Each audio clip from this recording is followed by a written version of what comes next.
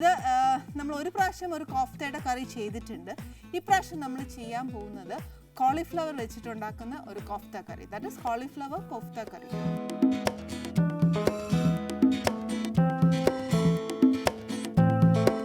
കുറച്ചൊരു north Indian ഡിഷാണിത്. അന്നേരം അതിനകത്ത് ഒരു ഇച്ചിരി ജീരകം വരും എന്നല്ലാതെ, പക്ഷെ അതിനകത്ത് വേറെ കുറേ കാര്യങ്ങളുണ്ട്. അയമോദകം വരും, കസൂരി മേത്തി വരും, ഇതെല്ലാം ഉണ്ട്. പക്ഷേ ഈ ഫ്ലേവർ ഒന്നും നമുക്ക് ചിലപ്പോൾ ഇഷ്ടപ്പെടുകയില്ല. നമ്മൾ മലയാളികളാണെങ്കിൽ ഉള്ള രുചി പോലെ തിന്നാനാണ് ഇഷ്ടപ്പെടുന്നത്.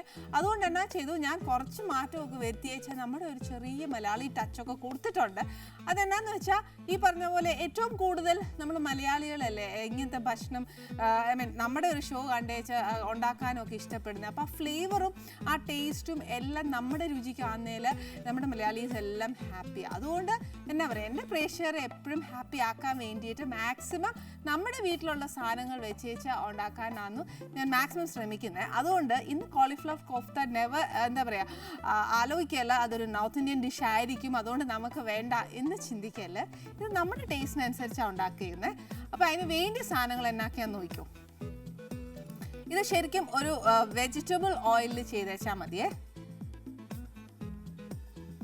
പിന്നെ ആന്നേല ഇത് കോളിഫ്ലവർ ആന്നു, അത് ആ പൂ കംപ്ലീറ്റ് ഗ്രേറ്റ് ചെയ്തെടുത്തേക്കുക. പിന്നെ കുറച്ച് ഉരുളക്കിഴങ്ങ്, അത് ഉരുളക്കിഴങ്ങ് ഒന്നെങ്കിൽ നമുക്ക് പുഴുങ്ങിയേച്ച് ഗ്രേറ്റ് ചെയ്യാം. ഇത് പുഴുങ്ങിയിട്ട് ഗ്രേറ്റ് ചെയ്തേക്കുക, അല്ലാന്നുണ്ടെങ്കിൽ പച്ചയ്ക്ക് ഗ്രേറ്റ് ചെയ്തേച്ചാലും മതി. കുറച്ച് മുളക് പൊടി, മല്ലിപ്പൊടി, കുറച്ച് ഗരം മസാല, ഇച്ചിരി ബേക്കിംഗ് പൗഡർ, അല്ലെന്നുണ്ടെങ്കിൽ ബേക്കിംഗ് സോഡ ഓപ്ഷണൽ ആന്നു, ഇത് വേണമെങ്കിൽ മാത്രം ഇട്ടാൽ മതി. പിന്നെ കുറച്ച് കോൺസ്റ്റാച്ച് ഇല്ലെങ്കിൽ നമുക്ക് മൈദ ഇടാം. പിന്നെ വേണ്ടിയത് ജീരകം, ടൊമാറ്റോ, കുറച്ച് മഞ്ഞൾപ്പൊടി, പഞ്ചസാര, ഇച്ചിരി ഉപ്പ്, കുറച്ച് ഫ്രഷ് ക്രീം, പിന്നെ എത്ര മല്ലിയില ഉണ്ടോ അത്രയും. മല്ലിയിലയുടെ ഒരു ഫ്ലേവറാണ് ഇതിന് ഏറ്റവും കൂടുതൽ വേണ്ടിയത്. അപ്പോൾ എന്നാ ചെയ്യേണ്ടത്, ഇതിനകത്ത് ഓപ്ഷണലായിട്ട് ഞാൻ പറഞ്ഞ ബേക്കിംഗ് സോഡയും ബേക്കിംഗ് പൗഡറും ഓപ്ഷണലാണ്. അത് ഇട്ടില്ലെങ്കിലും വലിയ കുഴപ്പമൊന്നും വരാൻ പോകുന്നില്ല. നെക്സ്റ്റ് ഇസ് മൈദ അല്ലെങ്കിൽ കോൺസ്റ്റാച്ച്. ഇത് രണ്ടും ഇടുന്ന എന്നാന്ന് വെച്ചാൽ നമുക്കൊരു ബൈൻഡിങ് എഫക്റ്റ് കിട്ടാൻ വേണ്ടിയിട്ടാണ്. നമ്മൾ അതിനെ ബോൾസ് ആക്കി പിടിക്കുമ്പോൾ അതല്ലെങ്കിൽ പൊടിഞ്ഞു പോകും. അല്ലെന്നുണ്ടെങ്കിൽ ഇത് രണ്ടും നമുക്ക് താല്പര്യം ഇല്ല എന്നുണ്ടെങ്കിൽ ബ്രെഡ് ക്രംസ് ഇട്ടേച്ചാൽ മതി. ഇനി ഫസ്റ്റ് എന്നാ ചെയ്യേണ്ടതെന്ന് അറിയാമോ, നമുക്ക് ഈ കോളിഫ്ലവർ ഒന്നെങ്കിൽ എന്നാ ചെയ്യുക, പുഴുങ്ങിയേച്ച് ഗ്രേറ്റ് ചെയ്യുക, അല്ലെന്നുണ്ടെങ്കിൽ ഗ്രേറ്റ് ചെയ്തേച്ച് അതിനെ ഒന്ന് നമുക്ക് ഇച്ചിരി വേവിച്ചെടുക്കണം. വേവിച്ചെടുക്കാന്ന് പറഞ്ഞാൽ ഇതിന് എന്നാ പറയുക, ഗ്രേറ്റ് ചെയ്തേച്ച് എത്ര നേരം വേണം അല്ല അതിനൊന്ന് വേവാനായിട്ട്. പക്ഷേ ചിലർക്ക് പുഴുങ്ങിയത് ഇഷ്ടമാവില്ല, ചിലർക്ക് റോ ആയിട്ട് ഇടുന്നതായിരിക്കും ഇഷ്ടം. അതെല്ലാം നമ്മുടെ ഇഷ്ടമാണ്. ഇപ്പം ഞാൻ റോ ആയിട്ട് എടുത്തേക്കുന്നതാണ് ഇടുന്നത്. റോ ആയിട്ട് എടുക്കുമ്പോഴത്തേക്ക് ഉള്ള ഒരു ചെറിയൊരു പ്രശ്നം കൂടെ ഞാൻ പറഞ്ഞുതരാം. എടുത്തത് എന്നാത്തിനാന്ന്, ഉരുളക്കിഴങ്ങ് പുഴുങ്ങിയേച്ചാന്നു ഞാൻ അതിനകത്ത് ഇടാൻ പോകുന്നത്. അന്നേരം അതിനകത്തൊരു വാട്ടറി കണ്ടൻറ്റ് ഉണ്ടാവും. ഇതും നമ്മൾ പുഴുങ്ങുവാന്നേൽ അതിനകത്ത് ഒരു വാട്ടറി കണ്ടൻറ്റ് വരും. മറ്റാകുമ്പോൾ ഒരു ഡ്രൈ എഫക്റ്റ് വരും. അപ്പം നമുക്ക് ബൈൻഡ് ചെയ്യുമ്പോഴത്തേക്ക് എളുപ്പമായിട്ട് വരും. ഇത്രയേ ഉള്ളൂ ഇതിനകത്തുള്ള വ്യത്യാസം. നെക്സ്റ്റ് കംപ്ലീറ്റ്ലി നമ്മൾ ഏതാ നമ്മുടെ സൗകര്യം എന്ന് വെച്ചാൽ അതനുസരിച്ച് ചെയ്തേച്ചാൽ മതി. ഇതിനകത്തോട്ട് നമുക്ക് ഈ കോളിഫ്ലവർ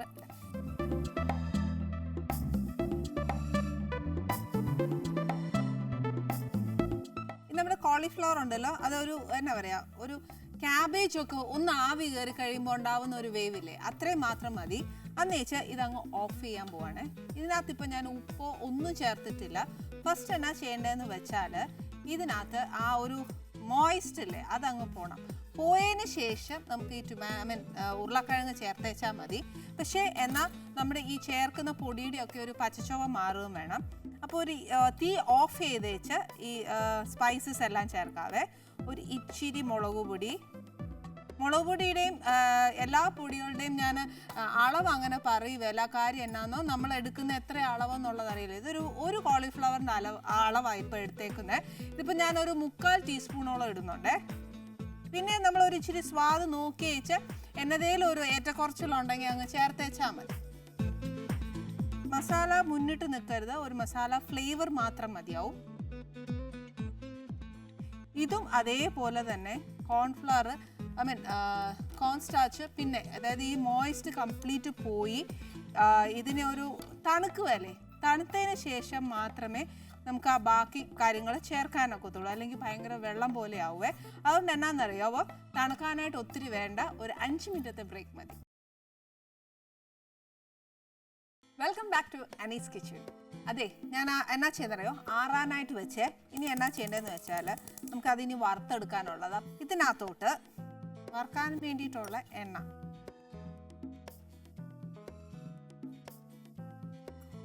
ഇനി ഇത് ആറിക്കഴിഞ്ഞു. അതിനകത്തോട്ട് ചേർക്കാനുള്ള സാധനം വന്നു. നേരത്തെ ഇത് പുഴുങ്ങി വെച്ചതാണ്, ഇത് ഫുള്ള് ഇടണം. ഇതൊന്ന് എന്നാ പറയുക, ബൈൻഡ് ചെയ്യാൻ വേണ്ടി മാത്രം ഉള്ള ഒരു കോൺ സ്റ്റാർച്ച്. ഇല്ലെങ്കിൽ ബ്രെഡ് ക്രംസ് ആവാം, അല്ലെന്നുണ്ടെങ്കിൽ ഈ പറഞ്ഞ പോലെ മൈദ ആവാം, ഏതായാലും കുഴപ്പമില്ല. ഇത് ഇച്ചിരി ഉപ്പ്, കുറച്ച് മതിയില്ല.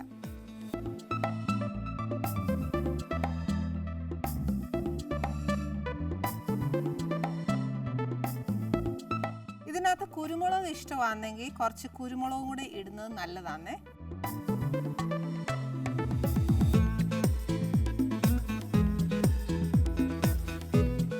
കോഫ്ത ഉണ്ടാക്കുമ്പോൾ ഉണ്ടല്ലോ, എപ്പോഴും കുഞ്ഞു ബോൾസ് ഉണ്ടാക്കുന്ന ഏറ്റവും നല്ല. ഒത്തിരി വലുതായി കഴിഞ്ഞാലുണ്ടല്ലോ അത് കാണാൻ ഒരു ഷേല് കാണുകയില്ല. പിന്നെ അന്നേരം കറിക്ക് ഇടുവാന്നേരം പിന്നെ ഗ്രേവി എല്ലാം കൂടെ പിടിക്കുമ്പോൾ ഇതൊരു ഇച്ചിരി കൂടി ഒന്ന് വലിപ്പം വയ്ക്കുവേ. അന്നേരം ഒത്തിരി വലിയ ബോൾ ഉണ്ടാക്കാതെ ഒരു കുഞ്ഞി ബോൾ ഉണ്ടാക്കിയാൽ മതി.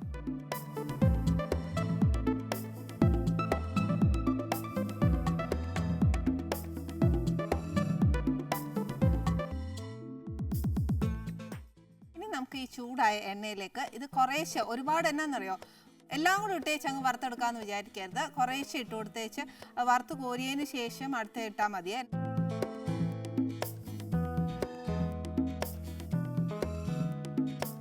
ഒരു ബ്രൗൺ കളർ ആവണം. ഇതിനകത്ത് കോട്ടിംഗ് ആയിട്ടൊന്നുമില്ല. ബ്രെഡ് ക്രംസ് മുക്കാൻ ഒക്കിയേല, കട്ട്ലേറ്റ് പോലെ ഉണ്ടാക്കാൻ ഒക്കിയേല.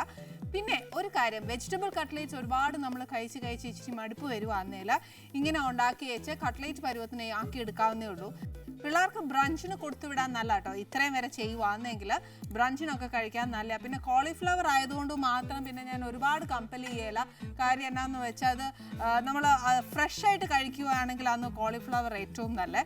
അതല്ല നമ്മളിപ്പോൾ സ്കൂളിലൊക്കെ കൊടുത്തു വിട്ടേച്ചൊക്കെ ഉച്ചയൊക്കെ ആകുമ്പോഴത്തേന് കോളിഫ്ലവർ, ക്യാബേജ് എന്ന് പറയുന്ന ഈ ഐറ്റംസ് എല്ലാം ഒരു ഇച്ചിരി എന്നാ പറയുക, ചിലപ്പോൾ വളിച്ചു പോയെന്നിരിക്കും. അപ്പോൾ അതല്ല, പിള്ളേർ സ്കൂളിൽ നിന്ന് വരുമ്പോഴൊക്കെ കൊടുക്കാൻ നല്ലതാ. അതല്ല, വെജിറ്റബിൾസ് പോലെ ചെയ്തേച്ച് ഈ പൊടിയെല്ലാം ഇട്ടെടുക്കുവാണെങ്കിൽ കുറച്ചുകൂടെ നല്ല. ബ്രൗൺ കളർ തന്നെ ആവട്ടെ, അല്ലെങ്കിൽ എങ്ങാനും പൊടിഞ്ഞു പോയാൽ എന്നാ എടുക്കും അല്ലേ.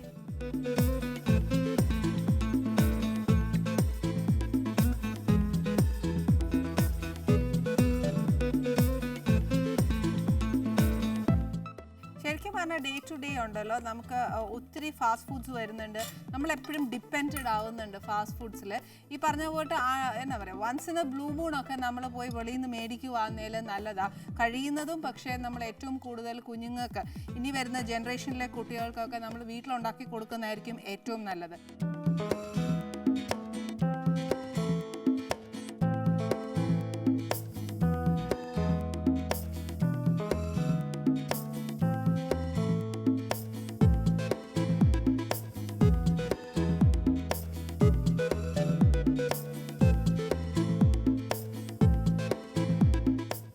ഗ്രേവി ഉണ്ടാക്കാനായിട്ട് നമുക്ക് ഇത്രയും എണ്ണ ആവശ്യമില്ല. കുറച്ചങ്ങ് മാറ്റി വെച്ച് നമുക്കങ്ങ് ഗ്രേവിക്ക് ചെയ്യാവേ.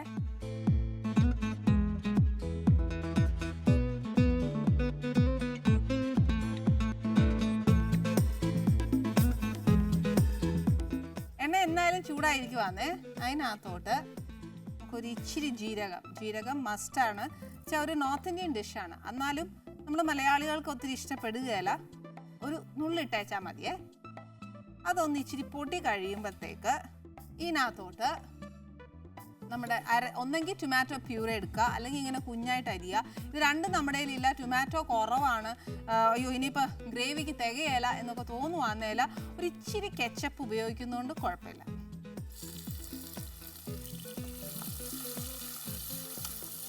ടൊമാറ്റോ ഇനി അരച്ചേച്ച് ചേർക്കുവാന്നേലും അതല്ല അരിഞ്ഞ് ചേർക്കുവാന്നേലും എങ്ങനെ ചേർക്കുവാന്നേലും ഇതിനകത്തെ വാട്ടറി കണ്ടന്റ് കംപ്ലീറ്റ് ആയിട്ട് പോകണം. എന്നാൽ മാത്രമേ ആ ഗ്രേവിക്ക് ഒരു തിക്നെസ് വരുള്ളൂ.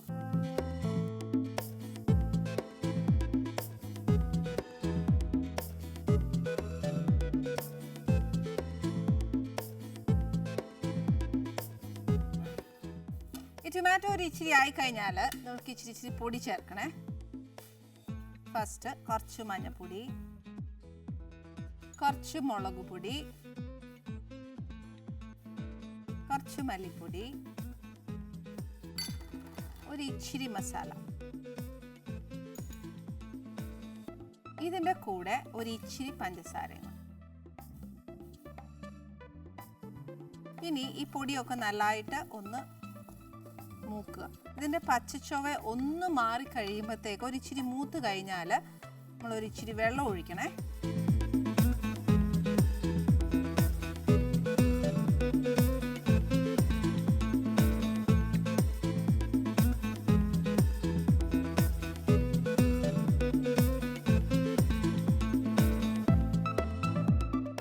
ശരിക്കും ഗ്രേവിക്ക് നമ്മൾ ഉപ്പിട്ടിട്ടില്ല, അപ്പോൾ ഒരു നുള്ള ഉപ്പ് ഇട്ട് ഒരു ഇച്ചിരി മല്ലിയില ഇതും കൂടി ഇട്ടേച്ച് ഇച്ചിരി അടച്ചു വെക്കണം. എന്നാന്ന് വെച്ചാൽ നമ്മൾ ചേർത്തേക്കുന്ന എല്ലാ പൊടിയും ടൊമാറ്റോയും എല്ലാം ഒന്ന് എന്നാ പറയുക ഒരു ഗ്രേവി പരുവത്തിനാവണേ. അത് കഴിഞ്ഞേച്ച് നമ്മൾ ക്രീം ചേർക്കുക. ഓഫ് ചെയ്തതിന് ഒരു എന്നാ പറയുക ഒരു 5 മിനിറ്റ് ഒരു തിളച്ച് നമ്മൾ സിമ്മാക്കി വെച്ചേച്ച് ഒരു 5 മിനിറ്റ്സ് അത്രയൊക്കെയല്ലേ ഇതിനകത്ത് വേവാനുള്ളൂ. അത് കഴിയുമ്പോഴത്തേക്ക് ക്രീം ചേർക്കുക, ഒന്ന് ഇളക്കുക, ഓഫ് ചെയ്യുക. ഓഫ് ചെയ്തിട്ട് സെർവ് ചെയ്യുന്നതിന് തൊട്ട് മുമ്പ് വേണം നമ്മൾ ഈ ഉണ്ടാക്കിയിരിക്കുന്ന കോഫ്ത ചേർക്കാനായിട്ട്. നേരത്തെ ചേർത്ത് അതിനകത്തെല്ലാം പിടിക്കട്ടെ എന്നൊക്കെ പറഞ്ഞേച്ചാൽ ചേർക്കുവാണെങ്കിൽ പിന്നെ കോഫ്ത കിട്ടുകയല്ല, എല്ലാം പൊടിഞ്ഞങ്ങ് പോകത്തേ ഉള്ളൂ. അതുകൊണ്ട് കോഫ്ത ഏത് രീതിയിൽ ഉണ്ടാക്കിയാലും ഏതൊരു ഇൻഗ്രീഡിയൻ്റ് ഇട്ട് ചേർക്കുവാണെങ്കിലും ബിഫോർ സെർവിങ് കോഫ്ത ഉപയോഗിക്കാവുള്ളൂ, അല്ലെങ്കിൽ അതങ്ങ് പൊടിഞ്ഞു പോകും. അപ്പോൾ എന്നാ ചെയ്യേണ്ടതെന്ന് വെച്ചാൽ ഇത് ഒരു 5 മിനിറ്റ് തിളച്ച് കഴിഞ്ഞ് ഇനി ഒരു 5 മിനിറ്റ് ഞാനൊരു സിമ്മയിലിട്ടേച്ച് ആ ടൊമാറ്റോ ഒക്കെ ഒന്ന് തിക്ക് ഗ്രേവി പോലെ ആകുമ്പോഴത്തേക്ക് ഓഫ് ചെയ്യുക. ഓഫ് ചെയ്തതിന് ശേഷം ക്രീം ചേർക്കുക. അതല്ല ഒരു 5 മിനിറ്റ്സ് ബിഫോർ ക്രീം ചേർത്താലും കുഴപ്പമില്ല.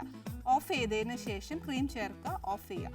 ഓഫ് ചെയ്തിട്ട് സെർവ് ചെയ്യുന്നതിന് മുമ്പായിട്ട് നമ്മുടെ കോഫ്ത ചേർത്തേച്ചാൽ മതി. അല്ലാതെ ഇതിനകത്ത് വേറെ ഒരു ജോലിയില്ല. പക്ഷേ ഈ പറഞ്ഞ പോലെ വേവണം, ക്രീമും ചേർക്കണം. നമ്മുടെ കറി റെഡിയാന്നു. ഇത് ഈ പറഞ്ഞ കൂട്ട് ചപ്പാത്തിക്ക്, റോട്ടി, നാൻ ഇതിനൊക്കെയാണ് ഏറ്റവും നല്ല കോമ്പിനേഷൻ.